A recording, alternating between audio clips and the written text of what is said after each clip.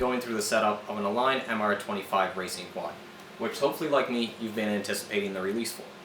I'm going to be using a Futaba 18MZ transmitter. The setup is going to pertain to most Futaba transmitters, given that the way channels are assigned, the navigation, and the setup menus are all very similar. The first thing we're going to do is open the box and check out the contents. Once I've got that out, we'll go over a few features of the model before we begin the setup.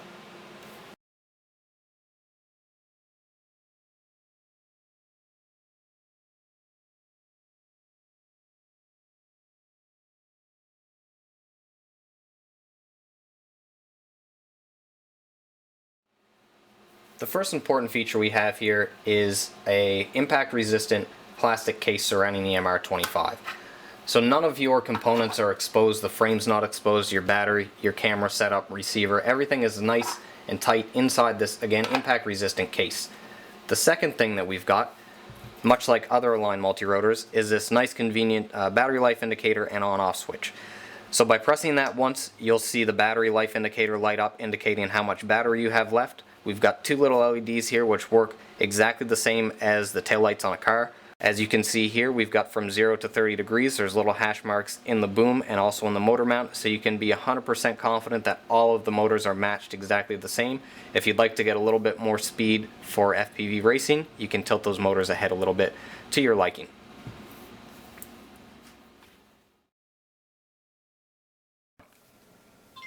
Our first step is to create a new model memory. I've already created one, as you can see here. I've named it MR25 Racing Quad. That's completely up to you, whatever you want to call it. After you've done that, the first thing you need to do is pick the appropriate transmission type for the type of receiver that you've installed. In most cases, it's going to be the Fast Multi, and that takes care of the S-Bus receivers as well as the 8-channel full range fast receiver. The next thing we want to do is go into our linkage menu and set up the model type. Now when you create the new model, it's going to automatically take you to this screen and force you to go through it anyway. So the first thing that we need to do is set up the model type, which is going to be airplane. The wing type will be one aileron and the tail type will be normal. The next place we'll navigate to is the function menu. From channel 1 to 4 we're going to leave. You don't want to touch or move around the aileron, elevator, throttle, or rudder. What we will concern ourselves with is channel 5 to 9. And those channels are going to allow you to control things like the switch that's going to start and stop your motors, your flight modes, the camera tilt angle, whether or not the gimbal is going to be on and off, and the recording mode for the camera. Like I mentioned, this is all customizable. You can set these however you'd like. You don't have to be stuck with exactly how I've got it set up, but if you want to, you can copy this and you'll have one working the same as that I have mine. Now, just as an example to change something here, say we want to change we'll say auxiliary 5, which is on switch D. And this is what I have to set up or turn on and off the camera recording. So when you hit that menu, you'll see that it comes up with a picture of the transmitter and highlights what switch I have selected for that. If we would like to use another switch, say switch F, you simply click that. You can see over here that it's moved that to switch F, and then click close and you're back to where you are. I want to keep it on switch D, so we're going to move it back, hit close, and that's done. So that's the exact same process for any of the auxiliary channels, and they're completely customizable for whatever switch and slider you want to control whatever particular device on the MR25 unit.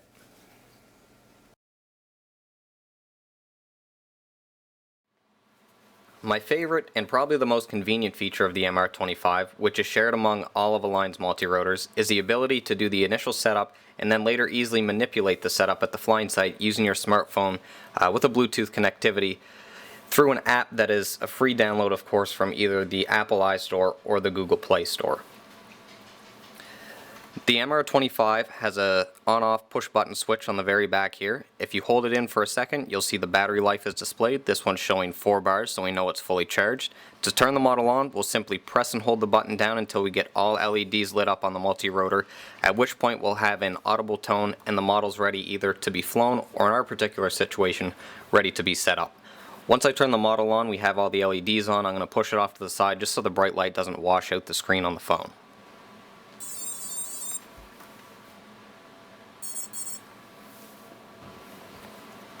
Here's the screen you'll see when you first boot up the app. You'll notice here we have disconnected, so we need to search for the Bluetooth device that's built into the MR25. Before we move forward with that, number one, we have to have the Bluetooth enabled on our cell phone, and number two, I suggest you set the screen timeout on the phone for about 5 minutes. That'll give you time to play with the app and think about things without having to touch the screen before it times out. If the screen does time out, you'll lose Bluetooth connectivity, at which point you'll have to start again. So now we're ready to search for the Bluetooth device.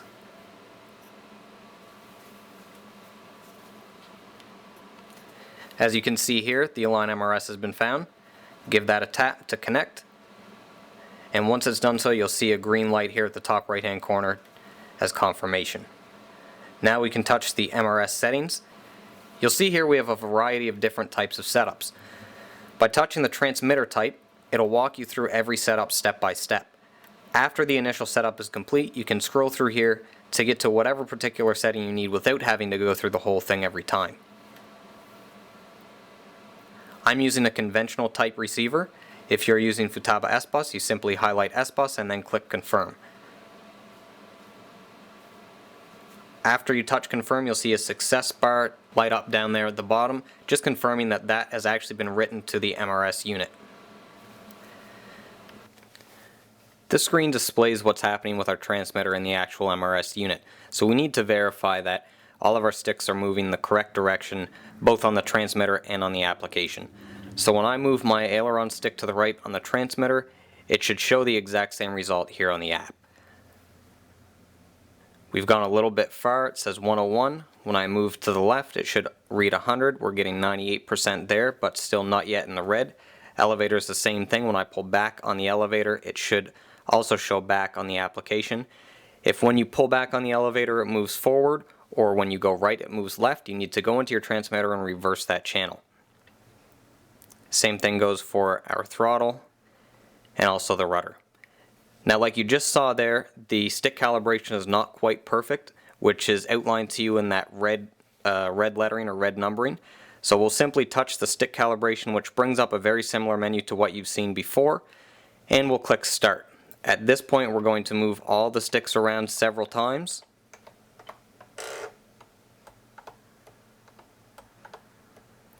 And then click complete.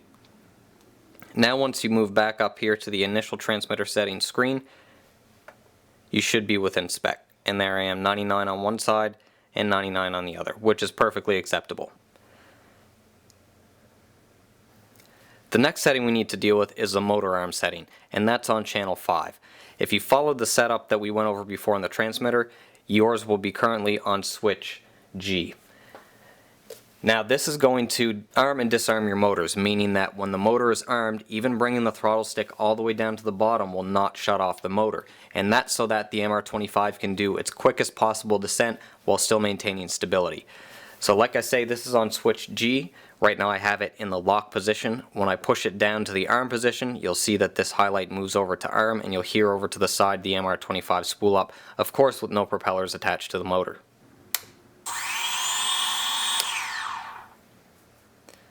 The next thing that we have just below that is channel 6, which is our flight mode. Right now I've got that set to switch E, and once again, if you've copied the exact settings that I had in the previous slide, yours will be exactly the same. So right now in the lowest position we're in attitude mode. If I bring it up one spot, we've moved to normal, and up one spot more to sport. And this is on a 3-position switch.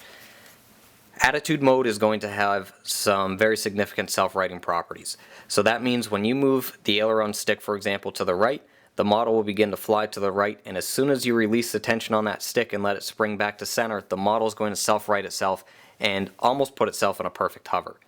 If we go to our normal flight mode, the stability situation goes away, whereas when you move the aileron stick to the right, the model will begin to fly to the right, but once you release the stick back to 0, the model is going to maintain that heading that you've previously put it on.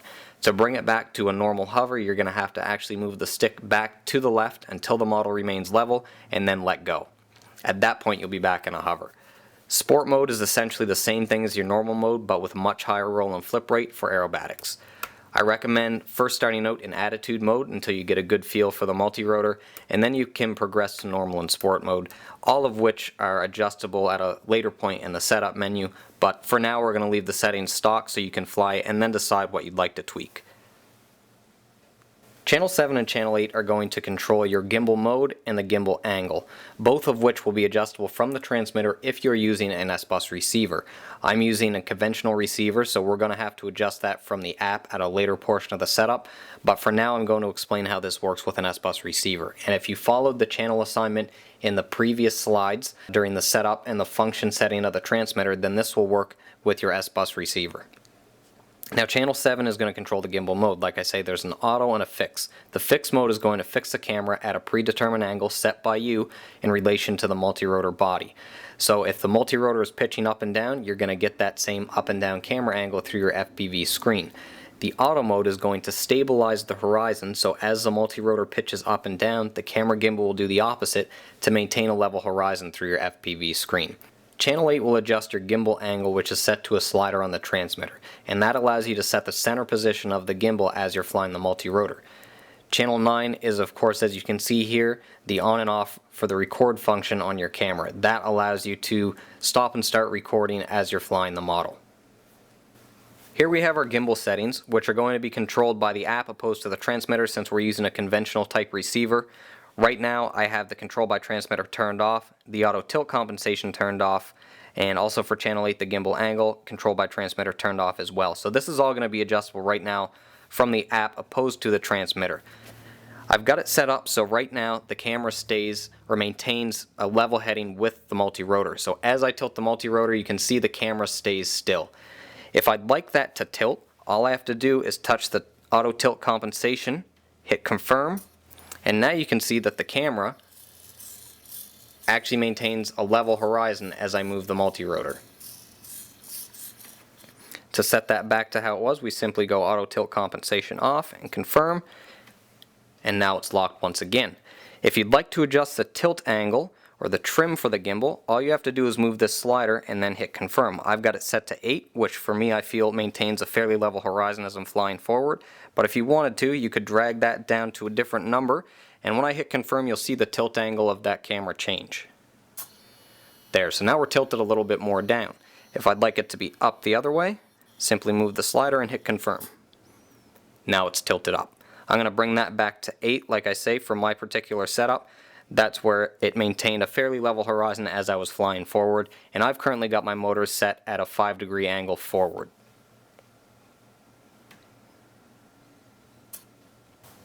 The next parameter is your safeguard settings. This is your low voltage warning light, which I've got programmed to come on at 10.9 volts, and the automatic power shutoff. And I have that turned to off, so during this setup with the prolonged video, it would not time out. But I'm going to turn that back to on. So after 5 minutes of no movement, the multi-rotor is going to shut itself down and save your battery from draining completely and causing any damage. The next setting is for our LED color. I've made mine yellow up here just to match the yellow canopy that comes with the multi-rotor, but if you wanted to change the color, you simply drag these across here. You can see the color indicator here, and once you're happy with it, just hit confirm. Again, you'll see a success bar light up there at the bottom just to confirm that it's been written to the MRS. So I'll move mine back to yellow. We'll hit confirm. You also have a color list that you can reference to see exactly what numbers will match up with what color you're looking for, or you can just play with the sliders until you get them how you feel you like. Now here's the setup information area that you're going to be able to confirm that you've done everything correctly. We've got a conventional transmitter type. The gimbal mode control is going to be from the app. The gimbal tilt angle is from the app. We have our safeguard settings and also our parameter settings. Like I say, at a later date we're going to go over that.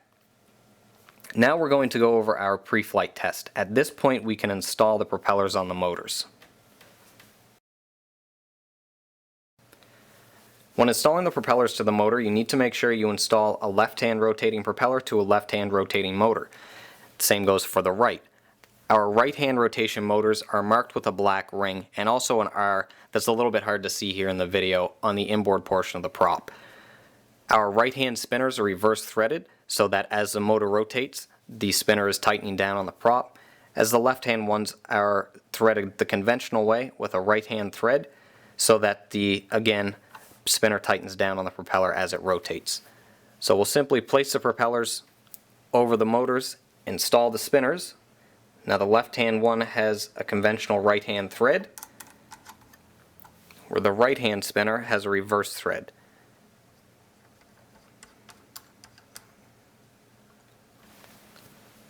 Once the spinners are on, you can take a small Allen key, insert it through the top hole on the spinner, and just give it a small tweak to tighten it down. These are fairly small threads, so be sure not to over tighten them. This is a pre-flight test portion of the MRS setup. As soon as you hit the begin test button, the MRS is going to rotate motor 1 through motor 4 to make sure it's working in the correct direction. Motor 1 is going to rotate counterclockwise, motor 2 clockwise, motor 3 counterclockwise, and motor 4 clockwise. To start the pre-flight motor test, we'll simply push the begin test button. Once we push that, we'll be prompted with a warning that asks if you want to proceed with the motor test. You'll click OK and pay attention to the motor direction. With verification that everything's working correctly, we can move on to the next step. The final step to setting up the MRS is your lost aircraft finder. I have it turned off just because as I was doing this video I didn't want to hear the alarm go off, but basically what this does is once your MR25 is powered off with your motor disarm switch and it's not touched for an idle time, which you get to pick right here between 30 and 180 seconds, then the motors will begin to beep, and this will allow you to find the aircraft if you lost it on your FPV course. So I'm going to go ahead and set that for 30 seconds. We're going to hit on and confirm. I'll start the motors up, and after I hit throttle hold within 30 seconds, you'll hear an audible tone come out of the multi-rotor.